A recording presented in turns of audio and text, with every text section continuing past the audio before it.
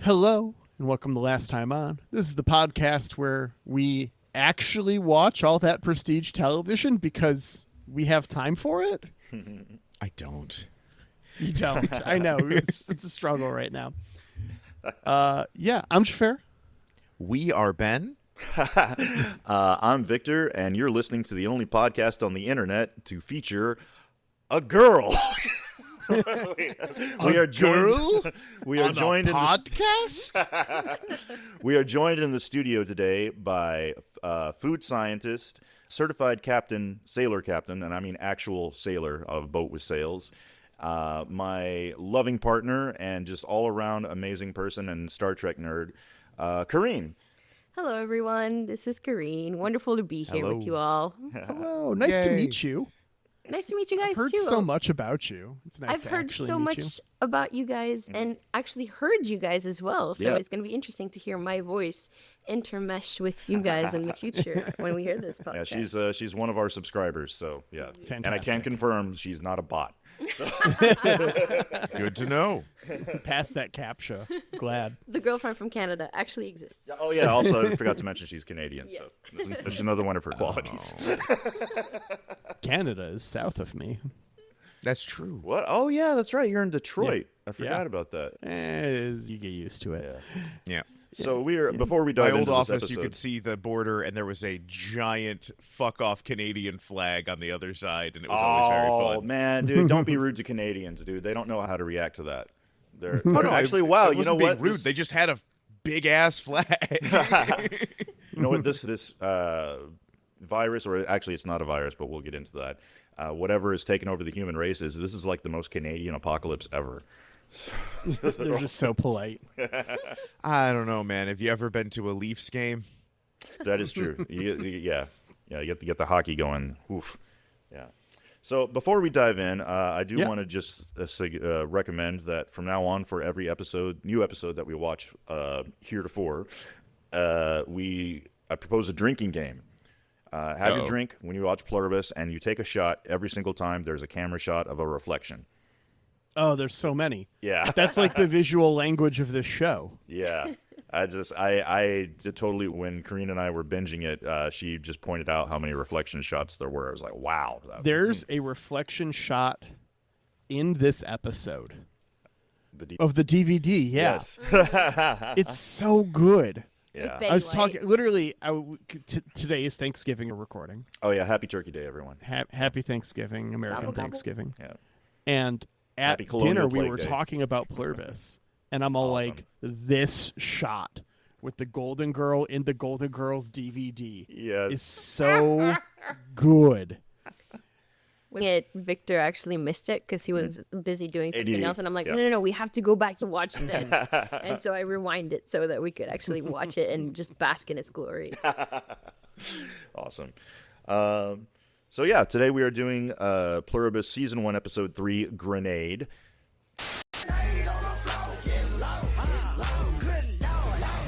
I want to quickly go back to the first episode. And this is the when Karine and I were binging it, I had to pause because she totally info dumped on me so much because she is a food scientist by trade. And in the very first episode, we had the Petri dishes and the cotton swabs. And now Ben made the joke, why are they grabbing a fresh swab every time? Yeah. Like if they're spreading it. And I didn't know this, but what is it called that you said are inside So Petri dishes? they're like agar plates. Yeah. And so that's basically just a very rich medium that you can grow either bacteria or yeast or mold on top of very easily because it's got everything that they need cactus to grow. guts, right? It's the sugary part of the inside of a cactus, right? So it's actually based off of algae. Like a red Okay. algae is how they make agar plates. Huh. And so basically all of those different microorganisms can grow very easily on these plates. And one thing that I very much appreciated at some point, I forget which episode and at what point, but they say it's like a virus, but not really. Like they kind of cut that back, and I'm like, thank you, because it would not be that simple. Like you cannot just grow viral stock on an agar plate like that, because I actually did a virology internship. You have to first grow. So a virus is an obligate parasite. Like it has to have a host cell that it will infect in order to propagate itself. So you would have to actually first grow some other type of cell to then infect with the virus. So you wouldn't be able to just do it on an agar plate like they were showing. So I was really glad when they said, "Oh, it's a virus, but not really, actually," because it's not. It would have been impossible for it to be able to grow that way. It's so many more steps, so very many more steps. I could talk about that for a really long time. But basically, I was just appreciating how they were accurately describing the fact that it wasn't actually a virus. That's all. That's what I was geeking out about. And I made the joke on the first episode that this is another TV show or movie where the plot is moved forward by scientists being stupid. Because in the first episode, we get the scientist, she takes off her glove and then tries to revive the rat. However, Karine pointed out to me that no, that was all proper procedure. Like what they did was actually pretty smart. It's just that shit just happens sometimes. So right, yeah. They were in a high control lab, and then she tried to do everything with the glove, and then for whatever reason she had to take it off, and I was like, oh great, she's got another glove underneath the glove. Nice, there's like several different layers of protection there. But then of course the rat woke up and bit through, and the rest is history. So I was like, I stand corrected. These are scientists being smart, and just the shit goes sideways anyway. It's not like as opposed to Alien Earth. But yes. or Jurassic World. If you give a mouse a virus, you're going to want a chainmail glove. Yes, that's a good point. They should have. That is the book I'm now writing for Henry. Agreed, 100%. Yeah. All right, listeners, pro tip.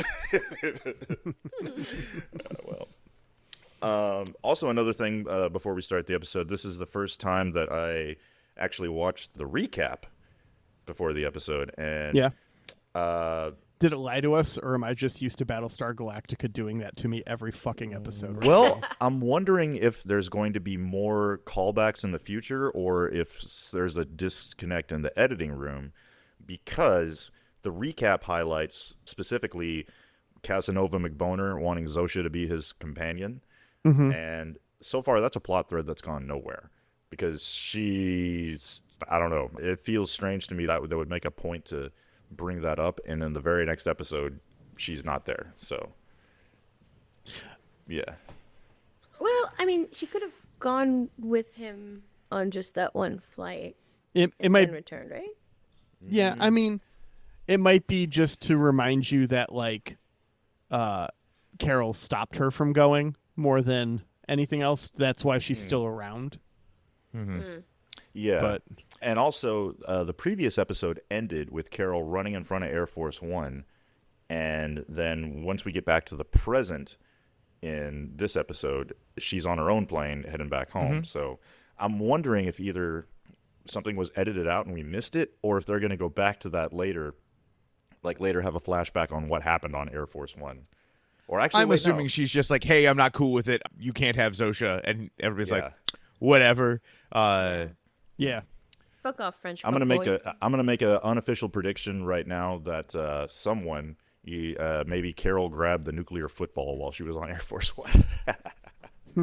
Just hiding it this whole time. I mean, dude, I would do that if I was like, there's a nuclear football line around. I don't know when it's gonna come in handy, but it might. So, fair enough. Yeah. All right. You want to get into the episode? Let's dive in, baby. Yeah. All right. We open on the countdown clock instead of the count up clock. 2,617 days, 10 hours, 30 minutes, 43 seconds before the joining. I did the math. Years. Yeah, he always does that. 7 years and 60 or 61 days, depending on if there were 1 or 2 leap years, because we don't know what zero is. What you're asking, Xhafer, is what year is it? Yeah, we don't know. That's actually one of the things I really like about this show. I think it's done a really smart job by using this countdown clock and the time before or after the joining as its focal point of everything is before or after this. One, because it's an important event, but also two, it allows you to have linear storytelling with flashbacks when you can figure out, okay, relative to the time, I know what this is, without having a like calendar or dates and stuff attached to it, which become very jarring very quickly and dates things. Yeah. Yeah, I appreciate that, actually, because there seems to be a trend in TV these days of like disjointed storytelling to where every new episode of a TV show will be like flashback, flash forward, and I blame Christopher Nolan. Because he does it really well. He's a master of this shit. And everyone else is trying to be Christopher Nolan. And it's like, dude, if you're not Christopher Nolan, don't try to be Christopher Nolan. Okay? It just confuses the hell out of me. Or maybe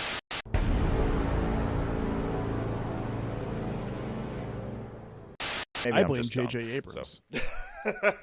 But I like blaming J.J. Abrams for everything.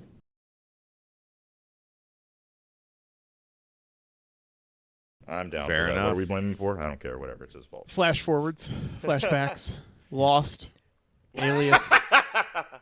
Making up a story without knowing where and it's I going. just confirmed this. Hi, Beth. We do know the show takes place after 2007, which is when the last season of Golden Girls was released on DVD. Nice. Betty White, rest in peace. All right. So, we're 7 years into 2 months before the joining. Carol and Helen are on Norway on vacation at an ice hotel that melts every summer and is rebuilt. Carol is not into it and not into the ice bed. She specifically mentions the last straw. She specifically mentions she's like, "Oh, why wouldn't I didn't have to spend all that money getting my eggs frozen?" Mm-hmm. So I'm wondering if this is Chekhov's ovaries here. So I actually will say next time on. This is a plot point. 100%. This is Chekhov's ovaries. Because there's something that's going to happen with this, because the Hive would know about this, both from Helen and also the guy working the hotel. And also, you know, the scientists and the people who worked in the medical facility and employees there. All that stuff. And I have a strong suspicion, and this ties into my prediction at the end of the episode. Okay. That this is going to be important. All right, well, save it for us. I'll be on the edge of my seat. Yeah. So I will say, though, I found this whole thing very interesting because while Carol is being a giant stick in the mud, of course. Bjorn, the guy, because of course he's called Bjorn, who is walking them around, is explaining how simultaneously, one, all the people around are coming together, building a new, beautiful, interesting hotel. Mm-hmm. Hey, we've got people, they are harvesting the ice right out of the river. They put it into a cave. We come here and... Seems real communal. Yeah. But organized. He also is pointing out, like, those sculptures carved by Norwegians and, winner of the Norway Ice Festival. Racist for sure. No, it is jingoist. That's fair. Okay, continue. I just didn't write down the guy's name. But he is also pointing out how individuality went into it. Mm-hmm. And the Hive can't do that. Yeah. Which is the thing that Carol, being a unfulfilled writer, instantly is just grasping onto, that she couldn't explain to everybody last episode. So it is kind of showing both the beauty of we all work together, but in the end, I wonder if this is what Mr. Vince Gilligan is getting to. Vinny G, our boy. Yeah. If it is entirely collaborative, if it is a show with only production notes, or if it's just AI, there's no art there. Yeah. So Carol is focusing on her recent book release. She wants to know more about her placement on the bestseller list, ignoring the northern lights above. Just constantly looking down, not looking up. And I just want to say that Carol looks absolutely adorable here in her hoodie. She looks like Kenny from South Park. I did feel really sad watching Helen be enthralled looking up, knowing that in 7 years, looking up is what's going to kill her. Ooh, nice call there. Something from the stars and then sprayed from, planes. Yeah. Yeah. See, this is why I like surrounding myself with smart people. They fill me in on things that I miss. So, That's a great point. Don't stretch that smart too far. yeah. We're trying. Well, as I've said before, I'm a victim of the Texas public education system. So We weep for you. didn't even know that goldfish give live birth. I thought all fish laid eggs. Nope. Goldfish okay, Victor. grow to You're- fit the size of their container. Now that I did know. Yes, thank you. Which I want to test that out one day. Well, Victor, Giant aquarium. just Are we getting remember a pond? in Texas, if it's not in a Buc-ee's, you don't need to know about it. That's true. We're actually there's a Buc-ee's like less than a mile from our house getting built right now. I want to say once it gets built, this is going to be the skinniest you ever see me, dude. I'm going to be there like, getting barbecue sandwiches every freaking day. So. Oh man. Back to the present, where two very highly qualified pilots are taking Carol to Albuquerque Take a left turn at Albuquerque. instead of that TGI Fridays waitress. Yeah. This is all for Carol's benefits. 51,619 hours in cockpit between the two of them. If you were wondering if they flew 8 hours a day every day, that would be 17 and a half years. Woo! Wow. Yeah. This is all just for Carol's benefit because it really doesn't matter who's in the seat at this point. Yeah. But Carol, once again, is in her favorite seat all the way in the back of the plane in coach because fuck you, that's why. Yep. She asks about the non-English speakers. She asked about the hey, survivors. She uses the term survivors, which I think is worth noting. And so there is a candy maker, there is a dancer, a retired fisherman, an 8-year-old on a pony farm, a Mwazin, which made me start wondering, how is the Mwazin handling this? Yeah. I don't know anything. I didn't know Mwazins were a thing before this. So I don't know if Ben's asking a serious question or if this is a setup for a pun, and I don't want to ruin the joke. No, I'm actually... Okay. Ben, if he's doing this a would call be a to setup prayer. for a pun, It could be. but it's not. Okay. No. That's a legitimate question. Yeah. That's a good point. Do they 'cause- have like the local, what did she call them? Afflicted people pretending to pray just to appease and make him happy? That would be interesting. Maybe.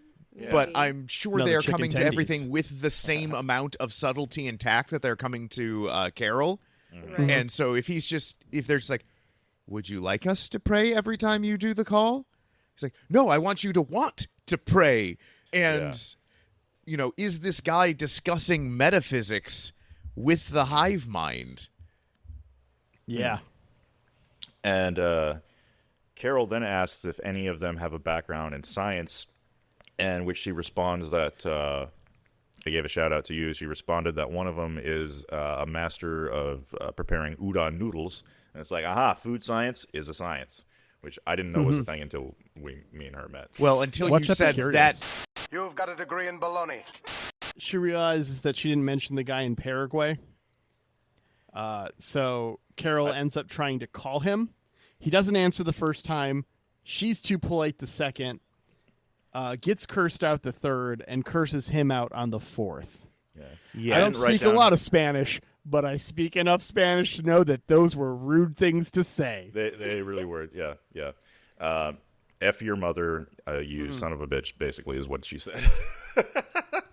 See, I this don't whole know time why I I felt felt that out. And We're then explicit. I'm pretty sure she told the hive mind, I have to call him back. It's important. Yeah. And then, made sure to cuss him out because that was important. She couldn't just let it end on that note.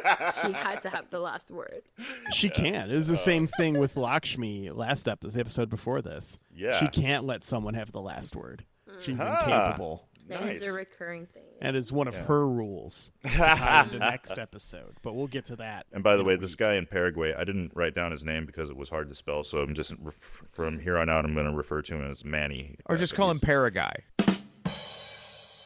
He, And done. That's a podcast. Thanks for joining us, everyone. He's a master of dad jokes, by the way.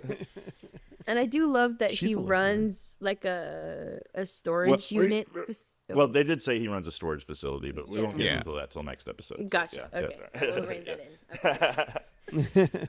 Zosha drops off Carol at her house along with her mail, which we find out in just a second is a vibrating massager that her late partner got her. Yeah. And A Theragun. the Theragun. Weird product placement in this show. Well, I wonder if that says anything about the demographics of Vinny G's audience. So I just wonder. I'm assuming it's more of an Apple Plus. Oh, yeah, I'll bet you. Yeah. I'm just wondering what percentage of these massaging guns are used for their advertised purpose. Victor, if you know anything about these guns, they are. I know. I'm not putting any of those anywhere sensitive. Ben, you're a prude. You were doing it anyways. It's fine. It would hurt. I don't know. Well, some people are into that. Anyway, Carol once again falls asleep while watching The Golden Girls, and this is where we get that amazing shot of Betty White's reflection in the DVD as the camera pans by. Yeah. So good. When will my reflection show who I am inside? It's Betty White. Yeah. Don't we all Also, wish? before she falls asleep, Carol storms out and yells that no one else is allowed to remember Helen. Yeah. Only I Yeah. can. Which I think the world is just too polite to tell her that that's really not possible. I don't think that as a collective they can. That's like asking me to forget Star Trek, which is not going to happen. It's like, But I do love how the hive mind then goes into the mind of everyone else that she's ever interacted with. Like, you know, someone that made her breakfast one time in 2012. You know, that Yeah. really, she mentioned that she really appreciated that particular breakfast. And so it's like, you know, like Big Brother, like you've just been surveilled your whole entire life. And every public interaction you've ever had, now, as long as somebody else was witnessing it, they have access to that memory. Yeah. That's just wild. there's a lot of. I feel like there's a lot of parallels to AI in this Yeah. show. It'd be crazy if that's how reality was right now. Can you imagine? Matt, just No, the other day, I don't think I can. just the other day, I was walking the dog and I was browsing my phone at the time, checking my email, and I sneezed. And then, as soon as I sneezed, it popped up. I was like, "Allergies bothering you? Just try this Benadryl knockoff." I'm like, "What the fuck?" I thought I had the microphone muted. What the shit, man? Your phone's not listening to you. I know promise. we've had this discussion. Okay. Okay. It just reads your brainwaves. Actually, I was I forget who I was talking with. It might have been at STLV, but someone said it's like, "Yeah, okay, we all know the government's listening to your phone." I'm like, "Don't be ridiculous. The government is not listening to your phone. It's corporations who are listening to your phone so they can know what ads to target you with." So. I did have I had a former friend who, well, it's sad. He just became so libertarian he stopped talking to anybody. That's the final form of the libertarian. Yeah. Guy was the best man in my wedding, and but he was once like, man, like everybody's listening to you, everybody's out to get you because like my wife and I, we picked a name for our kid, you know, our firstborn. Like we know our boy's name, we know our girl's name, and then stuff started popping up like with that name on a pillow, and I was just like, hey man, did your wife Google the names a lot? Were there common names like That's John it, man. and Ashley or something? like, yeah. Yeah. They don't need to be listening to your conversations. What was your most recent Google search? Yep. We do Where get did you a make that funny search? Yeah. we do get a funny bit here. So they drop off this gourmet breakfast, and they're like, we This looks know like good from breakfast, yeah. the Molly maid who came and cleaned up before you went on tour, you don't have any food. You've got like half of a jar of olives and a half of a quart of oat milk, and she throws her food away, and it's just like, I've got 3/4 of a carton of oat milk, motherfuckers. Well, and actually, we find out that Carol really loves olives because I believe she had green olives, black olives, and red olives in her fridge. Yes. Yeah, I didn't So- know. Have you guys heard of red olives before? Because this is news to me. Like, I got to go. I love olives, dude, so I got to go I find have these. multiple Costco jars of olives in my fridge right now. Nice. Red olives are just Kalamatas, right? Yeah. Are they really? Yeah. Okay, Yeah. then I've had red Or olives. Serignola. There's a couple variations, yeah. So I would have red olives and green olives in my fridge right now, and probably over a pound of each in the house. Nice. Because Wow. I buy those Costco jars. Yeah, I love Sometimes fucking for Costco. lunch, I will just eat a bowl of olives and pickles. Damn. That's all I Damn. need. Yeah, that's a lot. Is that a lot of pH? That's just It's a lot of sodium. Sodium. It's a lot of sodium. that's just the Balkans Vinegar, in him. acidic. If I add feta cheese everywhere, yes. Yes. Like a lot of It is 100%. It's the Balkan pH in is me. the spectrum. Vulcan. It's I on ate the a raw low end olive the off pH of a spectrum. tree when I was in Albania. Shut Do the not hell up, you did recommend. not. It was not ripe. It was Yeah. disgust. It was the most Hey. bitter thing I've ever put in my mouth. Ooh. That's Yeah, you not put a true. lot I of know things some in of your your mouth. exes. No.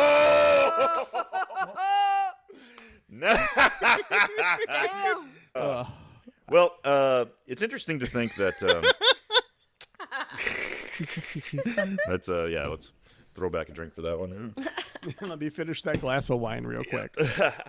All right. It's interesting to think that just anyone, honestly, could have prepared this breakfast for Carol, because like everyone in the world is a 5-star chef.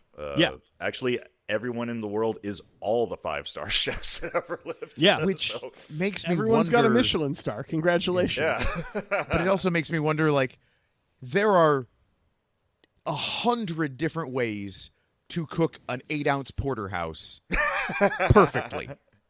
Like, Well, not it even depends on badly. whose opinion of perfect. So yeah. Exactly. And so I know for a lot of this, it's just, hey, what do we know Carol has publicly reacted positively to? But it's the sort of thing, just like, how is a hive mind handling this? You know, I actually kind of have a little bit of a theory that the hive mind doesn't completely understand human emotions. But that's Oh, yeah. later in the Oh, yeah. episode. Yeah.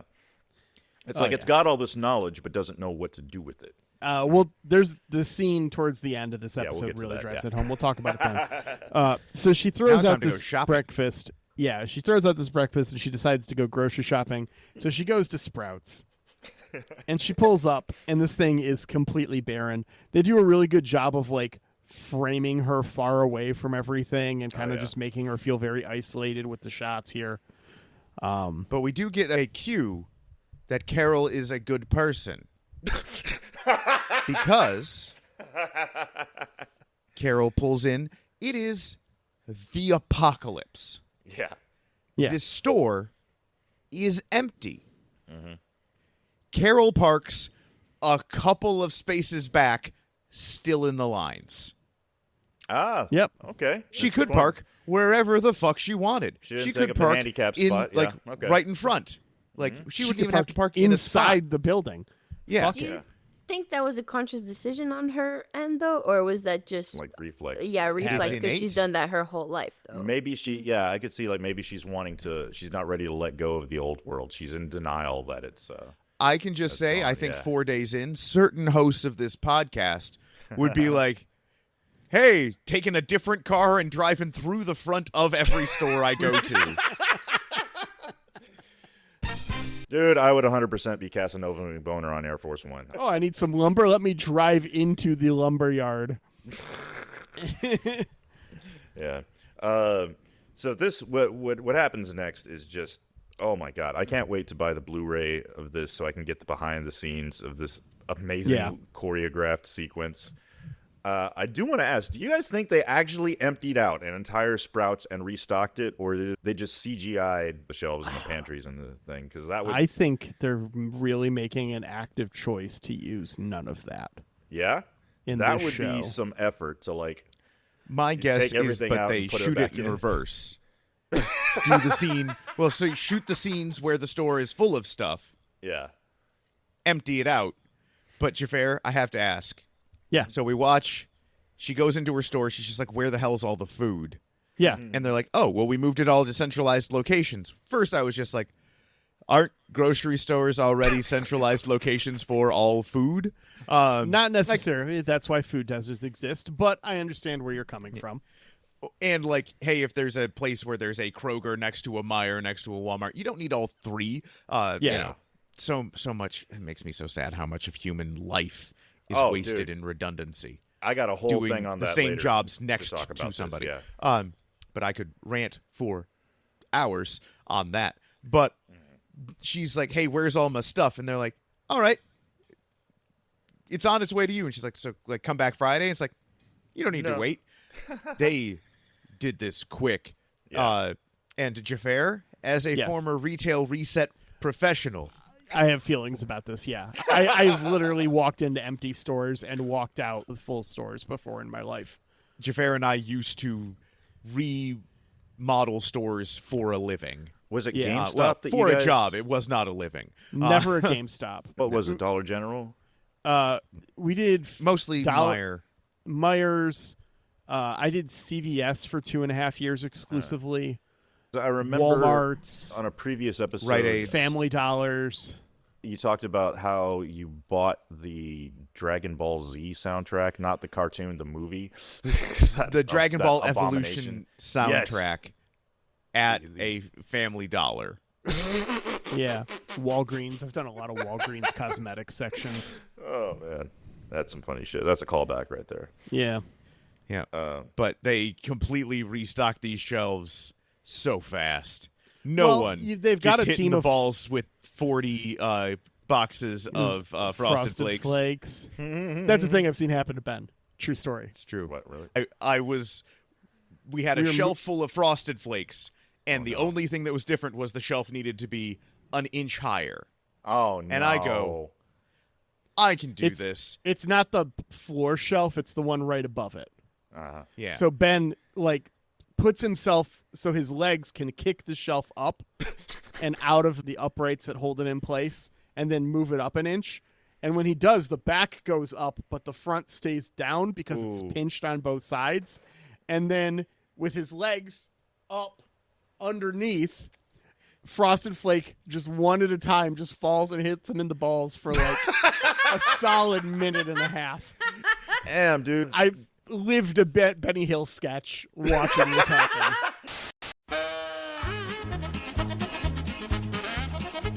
Wow, it was man. one of the funniest things I've ever seen in my life. I've never even thought it was possible to be kicked in the balls by Frosted Flakes, man. You should get a Purple Heart Tony for the that, Tiger brother. is my nemesis. They're hurt. Box is blue. Oh, Yeah. funny. So but we go through this entire thing. They restock the entire Sprouts, and what does Carol get? She just gets some TV dinners. And frozen TV dinners and go home and watch Golden Girls again. Yeah. My assumption, because they fill this thing to the brim, is that this is just the new distribution center. Yeah. That they're going to use. Rerouted everything. They just chosen a different Sprouts or something. And also, it gets here so quick that these trucks must have been loaded like this already. Yep. They must have been on their way to somewhere else, consolidate somewhere else. And they must have Also, left as a they're couple leaving, go ahead. I was just going to say, they must have left a couple people behind to make sure none of that food goes bad, to keep everything fresh, man the store. I mean, they seem to have an eidetic memory. Yeah. So I would assume that they just checked the dates on things when they loaded them up, and they know when everything in the store expires. Yeah. We do get one of when everybody shows up, just people come walking out of nowhere, grab a thing from the truck and start heading in. And the first guy's like, "Hey, Carol, can I sneak right past you there?" Move, bitch. And- Get out the way. Well, it just makes me realize that there should be some Midwestern in there. You don't need to say, "Hey, excuse me, can I sneak right past you?" You just have to say "ope." Yep.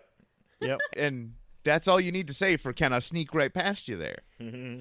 I mean, I think if Carol was a Midwesterner, that's what they would have said. They're tailoring their speech for her, just like they speak English instead of any other language. They speak Albuquerquean or Burqueño for. I used to live in Albuquerque, so yeah, that's what they call themselves, Burqueños. So I don't know. They also say like, "Hey, if you need anything, just let us know, and we'll be there toot sweet." And I'm just like, either Carol has a ridiculous affect, or the hive mind does. ooh, I think they are just trying to be extra sweet around her. Yeah. Like they're laying it on thick. That Yeah. They're trying to be super duper nice. yeah. So next, the power. She goes back out. home to watch the Golden Girls, and then the power goes out. Yeah. Now She watches the blackout roll across the city, and then her cul-de-sac comes back on the grid, and her phone rings. The world apologizes. Hey, we made a little mistake in getting her node isolated. Oopsie daisies. That's weird. is it? Oh, have we seen them You make think a that they single make mistake mistakes? before? Humans aren't really all that great as a whole, so I could see it happening. Yeah, but I mean, everyone who designed that power grid, everyone who works for the power company, all of them? Well, I get Every single one? It makes sense to me because you got to think that it's 8 billion people roughly that the hive is There's controlling about at a the billion moment. less. Yeah. 7 billion people. That's still a lot of people that doing stuff all at the same time. There must be like millions of operations going on at once, so it makes sense that they'd make a mistake once in a while. And like it might have been inevitable in order to reset things for everything to go down for a split minute. Yeah, you never know. That I believe. Is it just, no, we just needed to bring you down for a second. But that's not what the hive says. Yeah, The world says we made a mistake. Yeah, That is interesting. Yeah. the world has flaws and Yeah. weaknesses. That I think it's something that we're going to have, obviously not now, but I think that's an important note Foreshadowing. to put. Yeah. Maybe the mistake is miscalculating how upset Carol was going to be with everything around her going Yeah. dark. Because they probably thought it was going to be no big deal and it would have been logical to take down everything else. But the fact that she was so upset. She did donate to the Is- Sierra Club twice. Exactly. So they figured she'd be okay with it. So the mistake was not anticipating her reaction, just like not anticipating that she didn't actually want an armed hand grenade. Like, yeah. So, and they So mentioned. is donating to the Sierra Club like buying King's Quest and oh God, you're talking about Sierra, the computer game manufacturer, publisher, whatever. I was more of a Space Quest guy.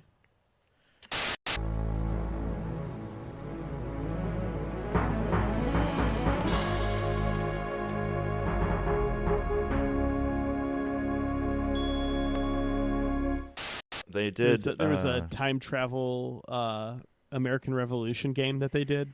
They also that I did played a that bunch that expansion to the original Diablo game that no one ever played, Diablo Hellfire, if I remember correctly. So, they also made the Red Baron games. Those are fun.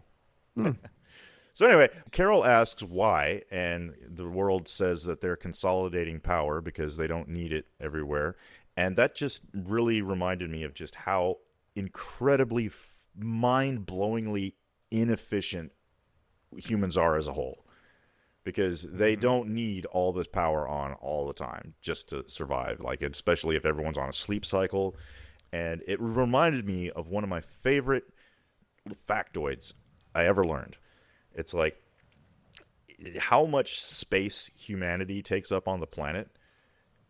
If you were to, I saw this in National Geographic or something a long time ago, and it just stuck with me. But if you were to take the entire population of Earth, all 8 billion of us right now, and put us all in the Grand Canyon, like, and no accounting for personal space or whatever, just stacked us all shoulder to shoulder, how much space do you think, what percentage of the space do you think we would take up in the Grand Canyon? Like, what would you guess off the top of your head?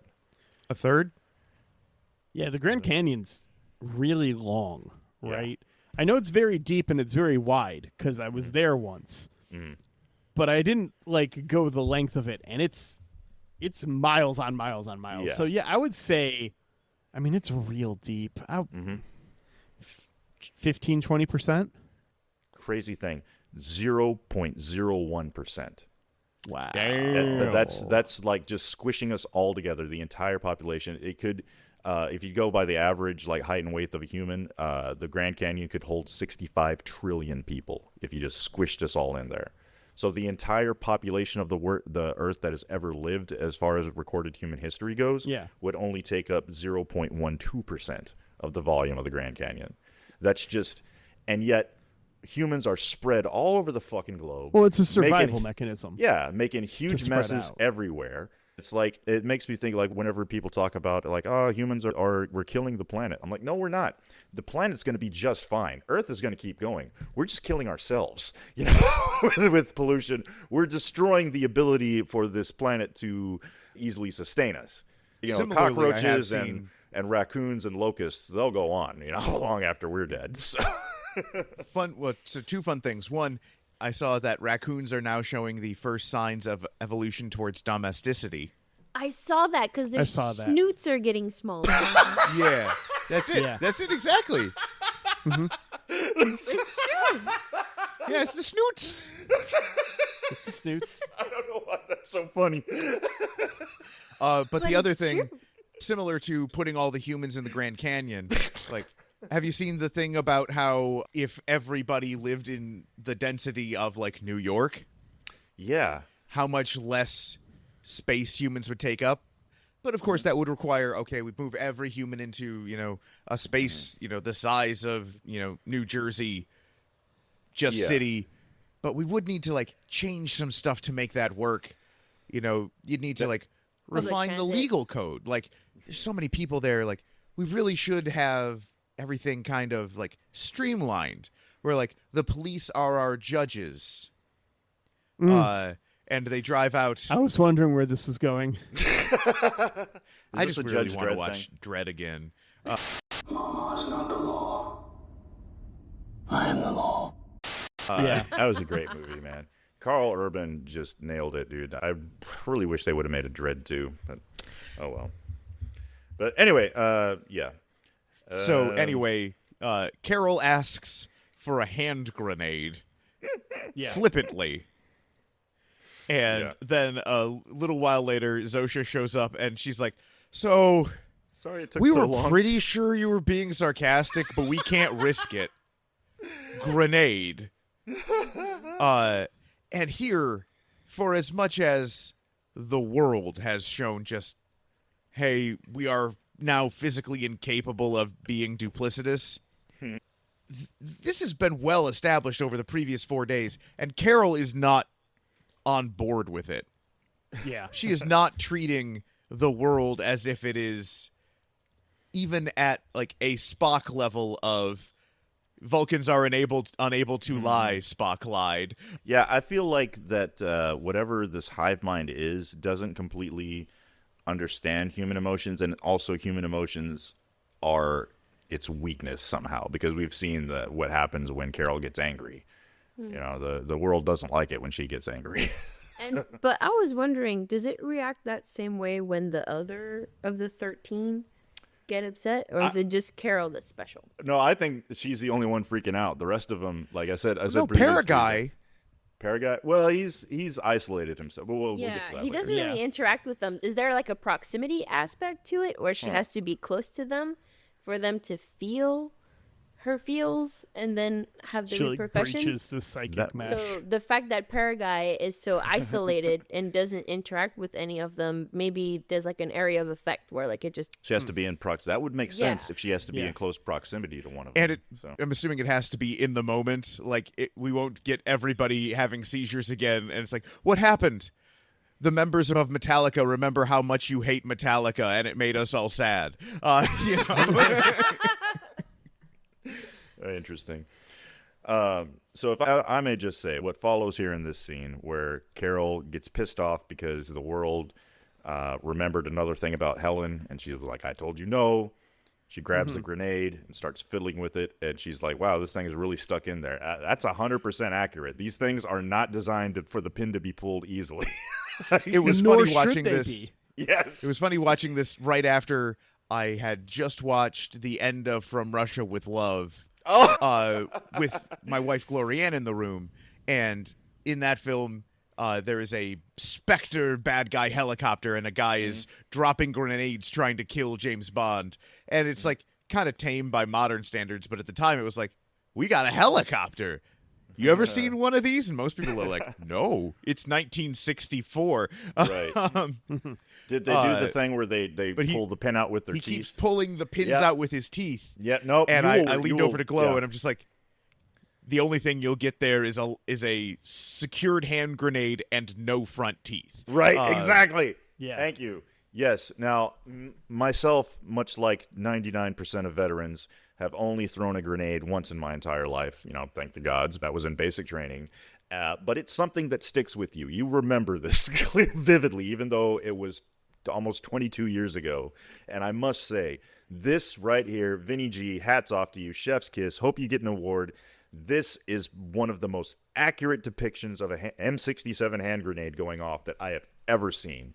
Like the way the clip falls out and just flies across the room, and there's just like, she's just fucking with the grenade and just and I was like, oh god, and she's just like, what? It's not like you gave me a live hand grenade. And then, Zosha's just like, she's like, if we may, and then It's just very like polite. grabs it and chucks it through the window, which we were also thinking like, how did she know that she was going to be able, to chuck it through that window with it just bouncing right back at her? That is one of two inaccuracies that I will say that I can totally forgive for the sake of storytelling. Like, one, the grenade probably would not break the window. That thing would bounce off the glass back into. But also the way she grabbed Carol and dived and threw her on the ground, that's 100% accurate, because I remember... And put her body in between her and the blast. I remember this happening. Some nervous jackass at the grenade range gave it a weak-ass throw, and the cadre there just, like, fucking threw it out and then grabbed him and body slammed him on the ground. It was like, and it's for your own safety. So... and here is the saddest thing that has happened in this show. Because what is a casualty of that M60 grenade? 67, but whatever. Sorry, M67? Yeah. Yeah, sorry. Unicorn truck is on fire in the front yard. Space unicorn soaring through the stars. Yeah. Yeah. That was, that truck's not, Tragedy. Yeah, no, it's trash. But I will say that this is also accurate. Like, if you go on YouTube and just Google basic training grenade range, you'll see that surprisingly, these things are really loud and really powerful, but the building's still standing there just fine. Yeah. Glass will be blown out. And the brush fires, that's the other inaccuracy. Like, surprisingly, you'll see, like, I remember at the grenade range, these things are typically out in a dry brush area, and we're throwing hundreds of grenades out there, and not a single fire started. But it was because it's all shrapnel, it's not incendiary. Yeah, exactly. But I can forgive it for the sake of storytelling, because it's late at night and you need some kind of visual thing that a grenade just went off. But it's one of those things where reality is not realistic. Well, it made you know what, I can forgive the inaccuracy. I cannot forgive harm coming to Unicorn Truck. That is true. Pouring out for Unicorn Truck. Oh. Hang on. I got to get a towel. Continue. It's okay. We've got Shins on here taking over. But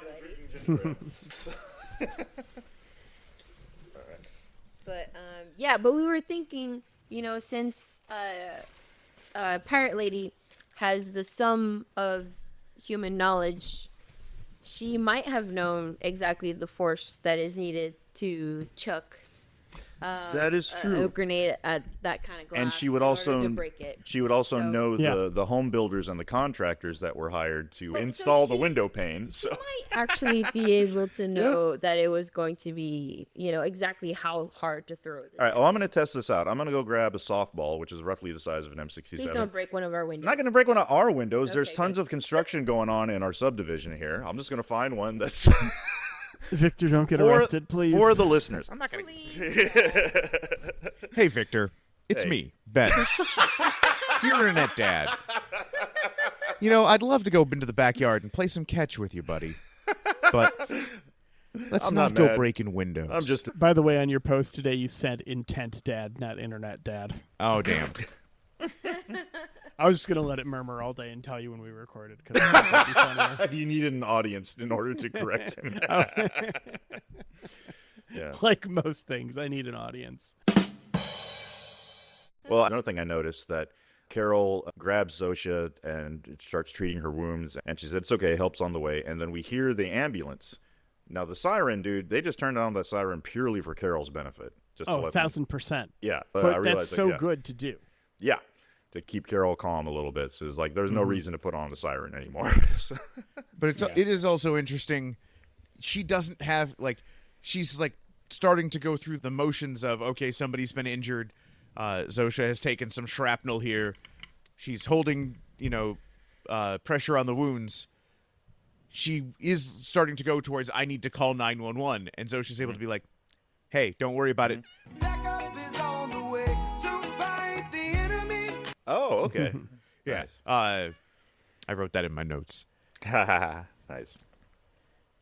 But then we are in the hospital where we get another, I think, our fourth piece of product placement in this episode with our DHL guy, Doctor. I fucking love DHL guy, dude. I hope we get him again.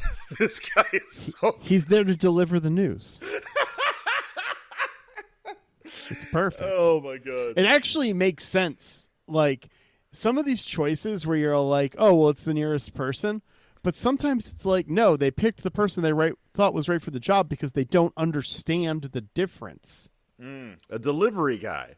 Like, well, no, like the waitress makes sense flying the plane too, right? Wait, how does the waitress make sense?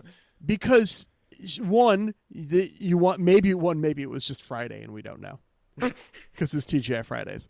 But also, it's like the waitress is the person who brings you the things that you need, right? She needed to get out there to see them. It's not terribly different from a very abstract point of view when you don't understand anything like the world doesn't. It's the function being fulfilled, and they don't understand the difference between the functions because they don't understand scale and scope, which is why they're willing to give her a hand grenade and why they're willing to give her an atomic bomb. Yes. But I do think it's interesting that I understand not caring anymore, but it is weird here 4 days. Like, we are out of the apocalypse has happened. Yeah. Why is anybody wearing their work clothes? Yeah. Well, they're probably just not changing. They're just But washing his whatever they clothes have. were immaculate. And it's the sort of thing where it's, hey, if I don't have to wear my little DHL shorts, I'm not wearing my little DHL shorts. Well, that's an individual choice, Ben. Yeah. This guy could not, maybe he's not a DHL guy, and he just, it was laundry day for the hive mind, and they just grabbed whatever shirt happens to fit him. Yeah. You never know. It could be that. But I do want to just point out that Carol keeps on bringing up, why did you give me a live hand grenade? I'm like, Carol, you just saw what happened at Sprouts. Why are you doubting this? All right? Yeah. She escalates this. She asks for a bazooka and then a tank and then finally nuclear weapons. And the world hesitates slightly. But it's like, well, we weigh the pros and cons with you. Yeah, we try to talk Why you would out you of want it. an atomic bomb? To blow shit up? Dude, the Best answer. DHL guy's face and his reactions, just he's smiling like, why would you want one? Do you really want a nuclear weapon? Mm-hmm.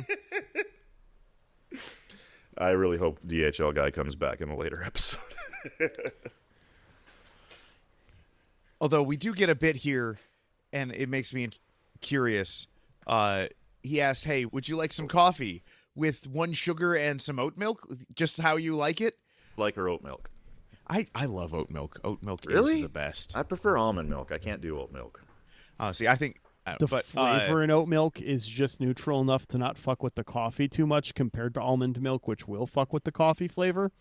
And also, because it's a bit more viscous, it lends to a creamier mouthfeel than almond milk or soy milk. Wow, okay. I'm going to have to try out this difference because I do love my coffee. So, But it does make I me... wouldn't just drink oat milk, though. Oh, I have. It's also great in cereal because oat milk just tastes like cereal milk. okay. Yeah. And so it's like concentrated, and it's like, ooh, yeah, you put some oat milk on top of some Cinnamon Toast Crunch. But Horchata. they do ask her having a coffee order it knows to offer her is just, I'm not that consistent when I go places. So they'd be like, Ben, would you like a coffee that is black or cold with 0 to 3 sugars and maybe oat milk? Well, yeah, that's true. Depending I on what don't know. time It of depends day. on how I feel right now. Yeah, depending on what time of day and what time of year changes my typical coffee order. Like in the summer, I'm going to want that iced coffee first thing in the morning, which is weird because also in the winter is when I typically crave ice cream more. So I don't know. I'm just a weird fuck. So, well, speaking of weird fucks, yeah, DHL guy says, so do you want a nuclear weapon? And she goes, let me think about it. I was like, okay, so hold the nuclear weapon. Would you like some coffee instead? Also, we find out Zosha is going to be okay. She is going to be okay, yes. And that's the episode. She gets a little bit of an idea at the end of the episode, but that's it. Yep. And normally this would be the part of our show where we roll some dice. Hey, let's roll some dice anyway, man. Why not? I rolled a 1.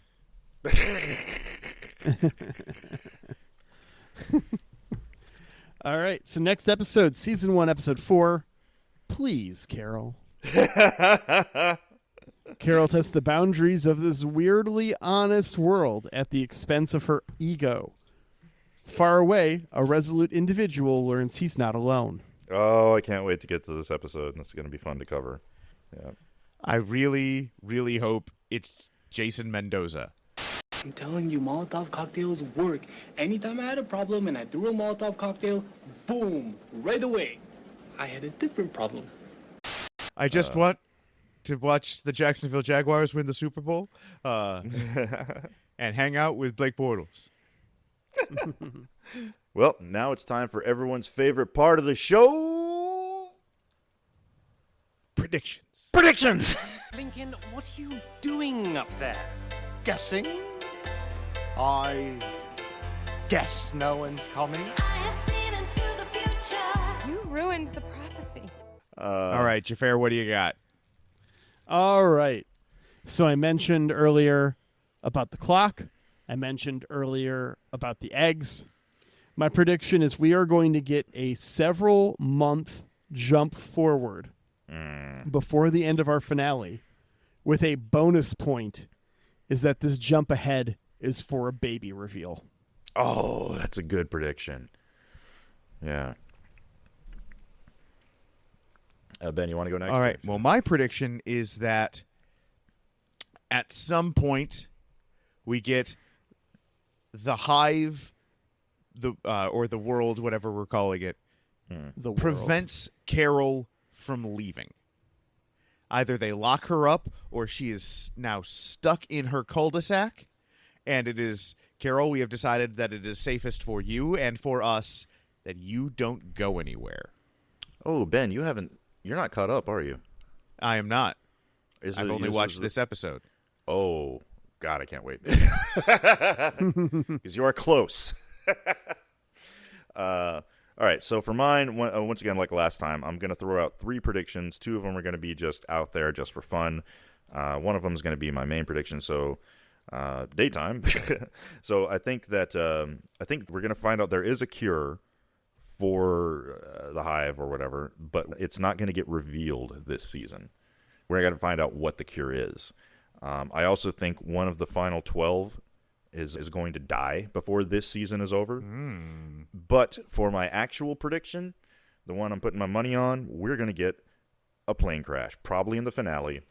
Vinny G loves his fucking plane crashes. Now, I know there've probably been some plane crashes during the hive mind buffering that happens when Carol fucks with him. But we're going to see an actual plane crash, probably with Carol on the plane. But yeah, Vince Gilligan, however you say his name, he loves his plane crashes. Yeah. And as our guest, Karine, would you like to make an honorary prediction? Sure. So my prediction is, I don't know if it's going to be in this season or a future one, but I do think that Carol and Paraguay are going to eventually team up on something. That's a good one. Yeah. I like that. And also in our Discord, Beth predicted that Carol and Zosha are going to bang. Of course she did. I sure freaking hope so. She did make that prediction while watching episode 4. I will say that. Nice. I haven't watched ahead, but my prediction is anti-Xhafer. I think so far every episode has been a day. I feel like I might be wrong. The second I turn on episode 4, I think each episode is going to be a day. One day at a time? They haven't been. It's literally day 4. It's like day 4 and a half at the start of this episode. Well, roughly, we're going about a day at per time. episode. Yeah. I mean, they're going to skip the binge drinking, and we don't have to see all of Carol's blackouts and shit. I am assuming, She's by in the the air end for of 16 hours, yeah. Right. Well, by the end of the season, we are 2 weeks into this. I can see that. Okay. I think it could go either way. That's a good And point. I don't care if you are the lady version of the person I put on my book. My long-term partner died 2 weeks ago. I'm not banging you. I could see Carol just getting blitzed and just, The best way to get over someone is to just jump right back on that horse. The best way to get over someone is to get under someone. That's brilliant, actually. That should be a bumper sticker right there. Pretty sure it's a song lyric. Oh, okay. Cool. Well, speaking of song lyrics. Yeah. Right. Listen to their lyrics because they write great songs. Thanks so much for letting us use Goon Squad as theme music. We appreciate the hell out of it. When you said thinking of song lyrics, I was about to start singing Erasure because before we started this, Xhafer started talking about by erasure. And I was trying to come up with in my head what a little respect but by is. All I'm asking is for a little RES. I don't know. Is that even the right song? I'm thinking of a different song. No, that is Aretha Franklin. That's right. Well, speaking of Aretha Franklin, I don't have a good segue for this, but thank you to you, the listener. Thanks for tuning into our show. If you would like to leave us a review, we would really appreciate it. You can go to iTunes or Spotify or wherever you get your podcasts and leave us a review there. If you do, we'll give you a shout out on the show. And speaking of giving you a shout out on the show, if you would like to talk to us directly, go to voicecast.app/LTO, where you can leave us a message, either an audio message or a text message. You don't have to sign up for anything. You don't have to log in. Don't have to provide an email. So far, we've only gotten one message since this show started. Nothing new today. But if you do leave us a message, we'll shout you out. And if you don't like our show, just keep that shit to yourself. And also, thank you to you, Karine. Thanks for being with us here. Thanks for joining us. What's up? Absolutely. This was my first ever podcast experience. So thank you for having me. It was a pleasure. And I've heard so much about you guys. So it was really nice to just get to hang out and shoot the shit and talk about this wonderful episode.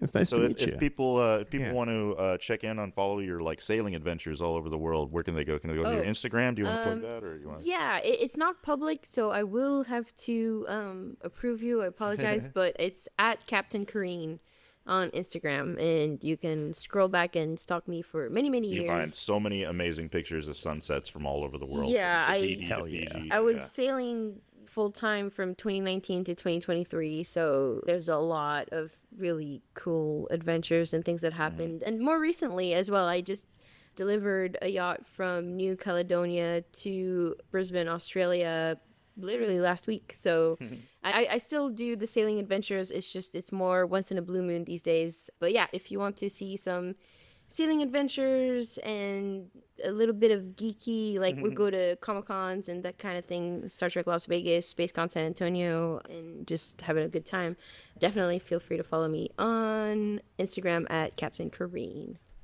Well, if there's ever a chance to have somebody die falling off the boat going around Cape Horn, let a guy know. Oh, right. I forgot. That's so Ben's weird. dream. It's my dream.